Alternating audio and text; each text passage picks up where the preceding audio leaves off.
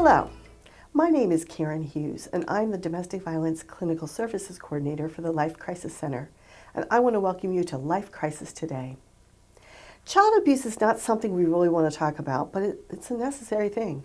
It happens. It happens, unfortunately, in families, in neighborhoods, in schools. You probably know somebody that has had a child or children in your life that you've known that have been abused. So we need to talk about that. And we also have a program called CASA that helps children who are in foster care and maybe have been abused to get the help that they need. And with me today is Jerrona Smith. She is the Regional Director for CASA here on the Lower Shore. Welcome.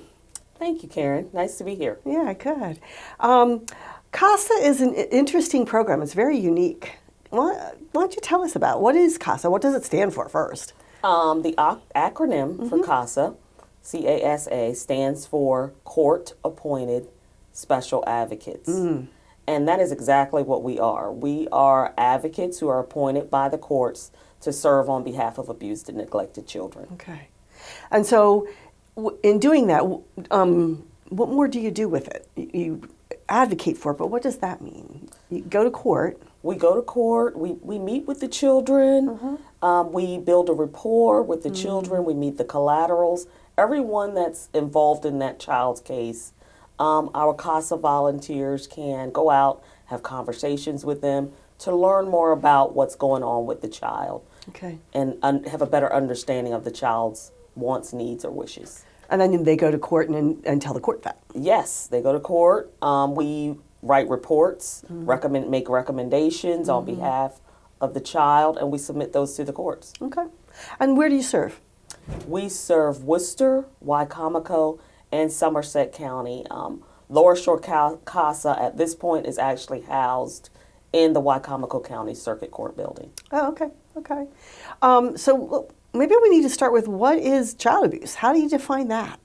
Well, to define child abuse, you would think of it's an act or a failure to act by a parent, a caregiver, or a guardian, which would result in physical harm, mental and emotional harm, or sexual abuse or exploitation of a minor. Right. And it has to be a caregiver. It can't be just someone that just happened to be in the home. It's more of the caregiver role. For the abuser, an abuser could be anyone. Okay. To be honest with you, an abuser most likely, most of the time, are people who know the child. Right. But an abuser could be anyone. Okay. So how do they get into your program?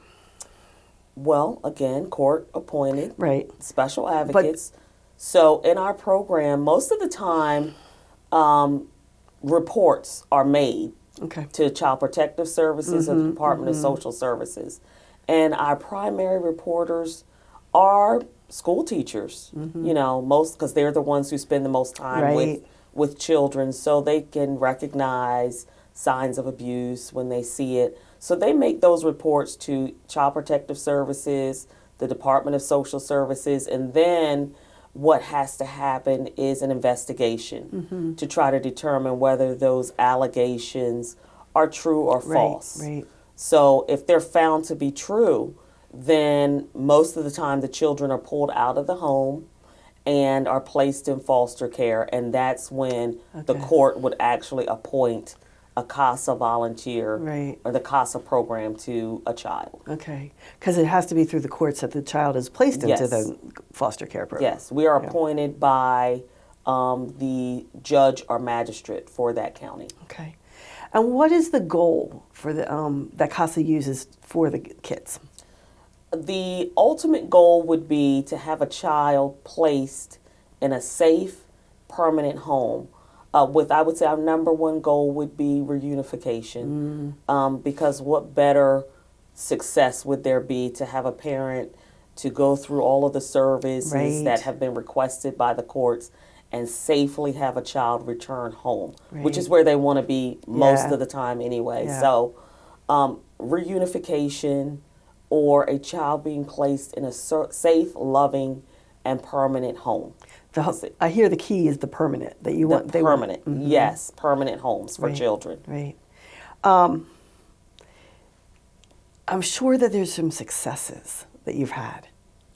Like, so, I don't know, I know you need to keep things confidential, but at the same time, like, are there themes that happen that might be the success that children get? I know when I talk about my clients, it's more of, these are the goals that I do for my clients. What goals or what outcomes or what successes do you see? Well, some of the successes, when I think of a certain child in particular, was a child who was just having so many challenges in care. And mind you, the child is in care not because of something that the child themselves did, but rather in care because of their environments, things that were happening to them is what brought the child in care. So when you think about a child being, pulled away from the only home they've ever known and placed with strangers, that in itself is traumatizing. Right.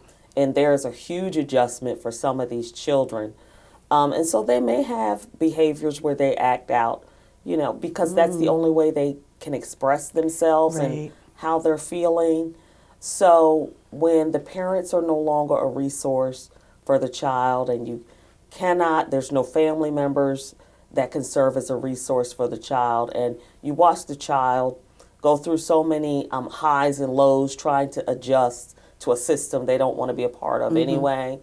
I think one of the biggest successes is watching a child that has been in care and has grown a little older and just wants a family of their own. And when that actually happens, to see a child reunified or adopted, those are some of our greatest success stories. And just knowing that CASA volunteer has been with that child from the moment they entered care until the moment the case was closed. And I like to think of it like they're blossoming. Yes. You can just see the change that's happened. Yes. When someone is really healing and moving forward. Yeah.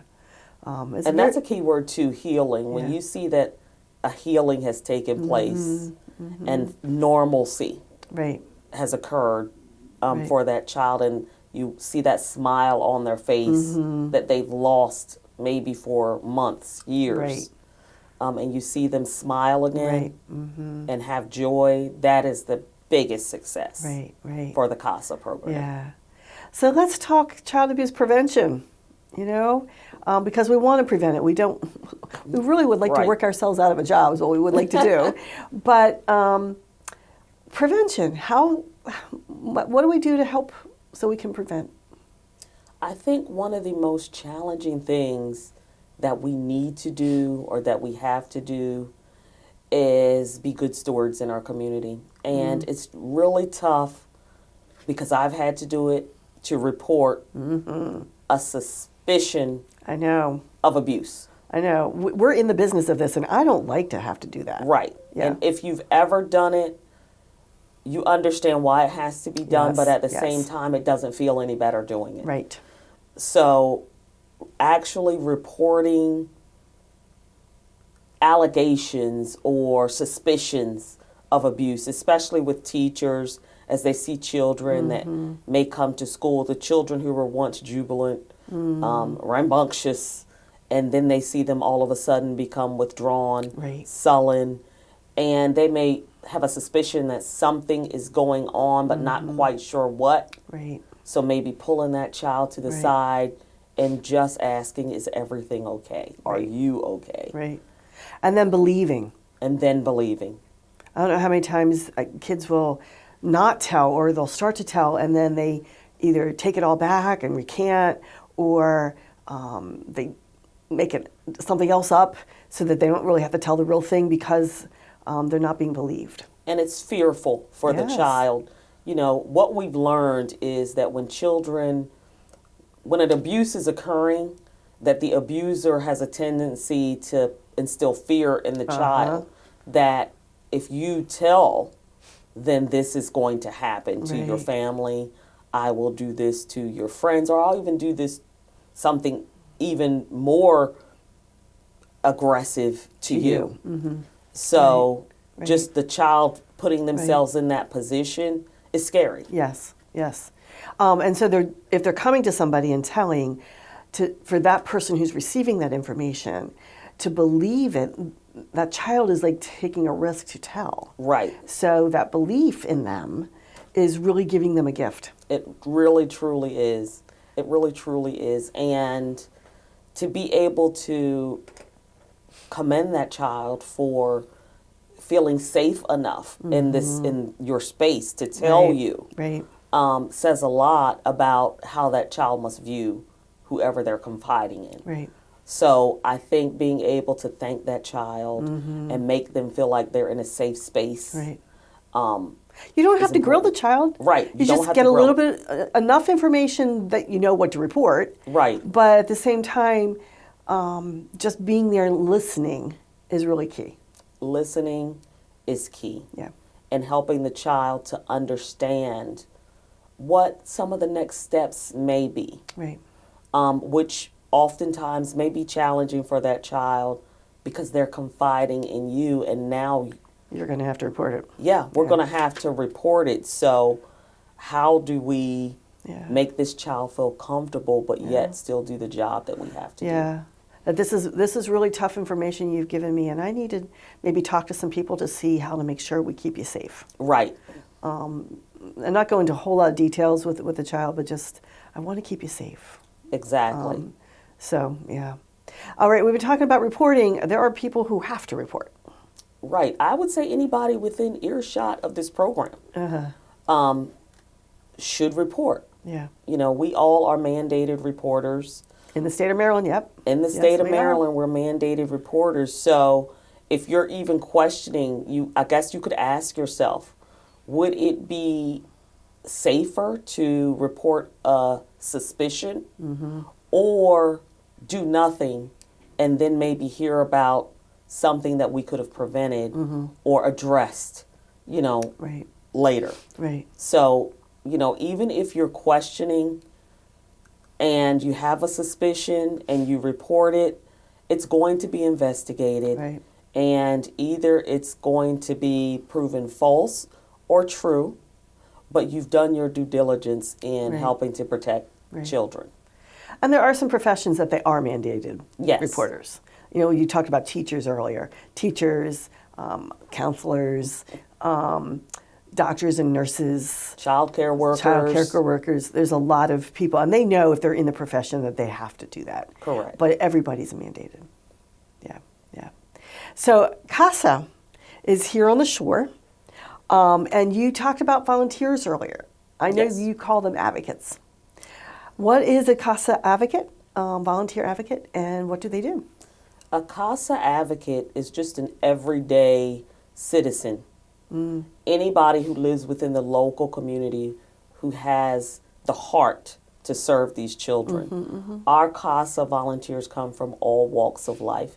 We've had business owners, we've had postal workers, we've had retired teachers, just general laborers, truck drivers. Oh, wow. Yeah, cool. We've had blue collar, white collar, just a person who has a heart to serve and doesn't mind going to court to speak up or to speak on behalf of abused and neglected children. Right. Now, what do the advocate do? Besides going to court, they will have to do that, but what do they do with the child? I would say, like I tell a lot of our volunteers, when you are assigned to a child through the courts, you want to meet that child. It's like building a relationship. Yes. You want to build a relationship, build a rapport.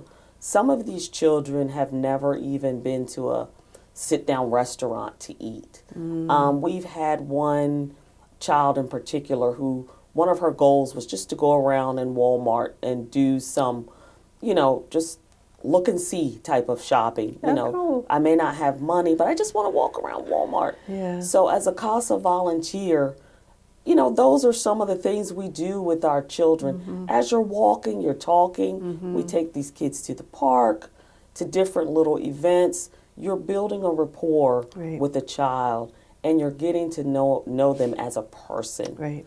And we don't investigate the case while we're hanging out with these kids. We are simply invested in getting to know that child, Yeah. so that when we go before the court, I'm not just speaking as, a third party, somebody that I'm speaking because I don't have firsthand knowledge myself. No, we're going as a person who has really sat down with this kid, gotten to know this child. We know their likes, dislikes, Yeah. wishes. Yeah. So when we go before the courts, we are speaking about a person that we know. We're making Right. making them human. We're speaking from a human aspect. And our volunteers are doing this because they want to. There's no pay, there's no incentive for them. They're doing it because that's what they want to do from the kindness of their hearts. Yeah. Yes. All right. If I wanted to be this person, I was like, ooh, I don't know that I could do that. I wouldn't know what to do. Would I get training if I were becoming an advocate, a volunteer advocate? Volunteers most certainly receive I training. bet they do. And because we are attracting, we used to be retiree based, Okay. and not because that's what we were looking for, but those are the people that had the time primarily. Yes. But through some of our new recruitment efforts, we've been recruiting a younger demographic who may still have full-time jobs. So in our training, what we like to do is we conduct an online training where you get to work at your own pace. Okay. We meet once a week via Zoom, and we do that for 1 hour a week to review materials. And we do that so that, like I said, many of the people that are volunteers, they work, they have jobs, they have lives. Right. And so 30 hours of training, we do that online. Wow. Like I said, and you just That's work intense. at your own pace. Okay. It's intense. But it's also gives you that time that you need where you don't feel as though most of your time is spent weekly engaged in training, but staff is also available, throughout the week to answer questions and things like that. Okay. So 30 hours of training is what our volunteers receive, and it's done mostly self-paced and online. Now, is there a commitment that a person has to do, like so many hours a week when they're volunteering, or so many a month? I mean, if I were this volunteer, what would I then have to do to help out? So we ask that our volunteers at least have maybe 10 hours per month Oh, okay. to meet with your child. But I don't hold fast to that because I know times are changing, people work, and, like I said, you just have your family. So whatever time it is that you can give to these children is better than them not getting anything. Right. So if maybe 1 month you have 10 hours to give, but the next month you may have 5, Right. That's okay. Right. That's okay. You're still connecting with that child. Right. And as long as you're consistent Right. in that child's life, then that's the most that we can ask. Okay. Now, I know that CASA is about to have a huge fundraiser, and it sounds like fun. Tell me about it. Yes. We are hosting our first annual Pinwheels for Prevention, a Night of Country Elegance soiree. Oh, soiree. Ooh. Yes, I'm so excited about it. Each CASA program across the United States is required to have host a signature fundraiser. So since we've expanded into Wycomico and Somerset, we've always served Worcester. Okay. This is our first fundraiser that we'll be hosting as an expanded program. So our theme for the event, of course, is Night of Country Elegance. Oh. So, think of the Kentucky Derby, or, come dressed in your country best. Okay. But there'll be lots of activities going on there. Coons Jewelers is sponsoring an opportunity for a person who's attending to win what we like to call the CASA Hope Diamond. We're also in our way of... Oh, wait a minute. You got to describe what they're going to do with that, because that sounds like fun. The You were telling me about it, yeah. So the CASA Hope Diamond, there will be chances that you can purchase. Okay. And Coons Jewelers will actually be on site.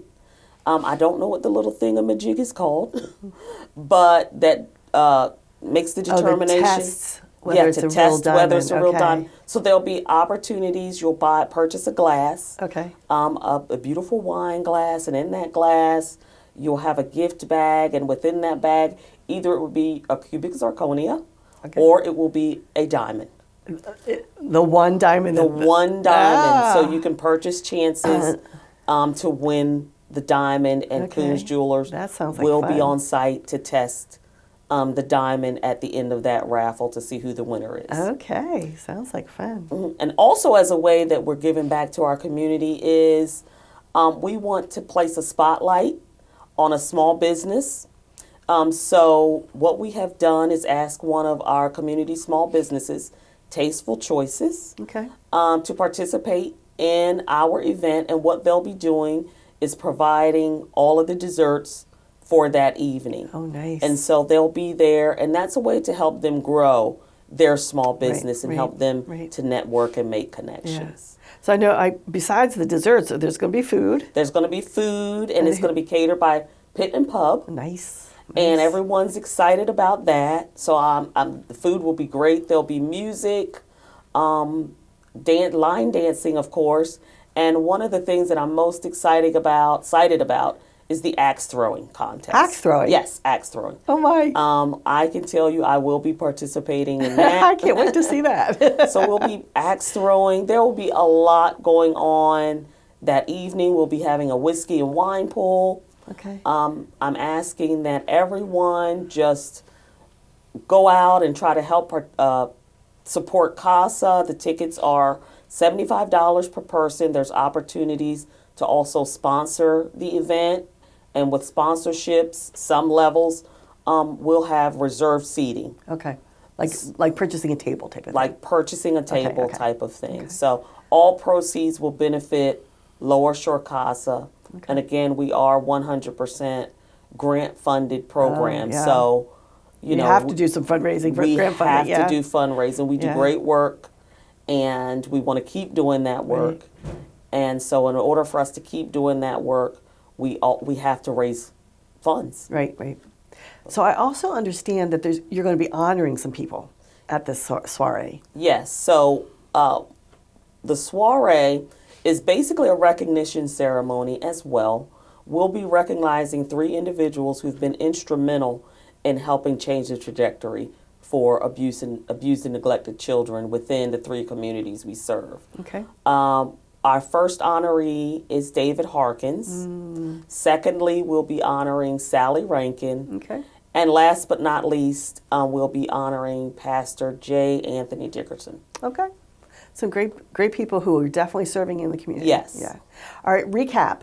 It's the soiree is on April the 5th. From what time? From 6 to 9. We'll be hosting it at the Kylan Barn in Delmar, Maryland. Okay. And the tickets are $75 a person? The tickets are $75. If you're looking to purchase a ticket, you could email me at jsmith@lifecrisiscenter.org, or you could call the Life Crisis Center at 410-749-0771. Okay, and that's the business line. That's the business line. Or you can go to our website, which is lowershorecasa.org, and click on our events page, and you'll see a link to purchase tickets. Okay, okay. So is there anything else that we have forgotten? Because we've done a lot of information right now, so what else?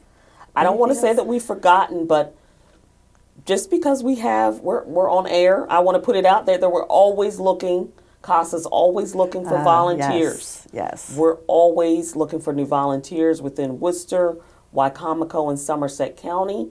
If you're interested in becoming a volunteer, or if someone just simply wants more information, they can also check us out on our webpage, lowershorecasa.org. Click Get Involved and how to become a volunteer. Great. And that is how you can learn more about working with CASA. Well, great. Well, Jerrona, thank you. We've done a lot of information. Thank you for having me. And I'm excited to hear about and see how that soiree goes. Thank you so much. You're welcome. And I want to thank you for joining us. There's a lot of information the Life Crisis Center does and helps out If you have any questions or just need somebody to talk to, we do have a 24 hours every day of the week hotline that's available, and that number is 410-749-HELP. Again, the hotline number is 410-749-4357. We're part of the 211 system, which is information and referral. We answer the National Suicide Hotline, and that number is 988. We also have the website for the Life Crisis Center, and that's www.lifecrisiscenter.org. We are on Facebook, we're on Instagram, so there's lots of ways. If you have something that's a challenge in your life and want to check out some resources or get help, we do the counseling for abuse there, as well as help in the courts for getting protective orders. Please don't struggle. We probably can help you. I also want to thank PAC 14 for making this show available.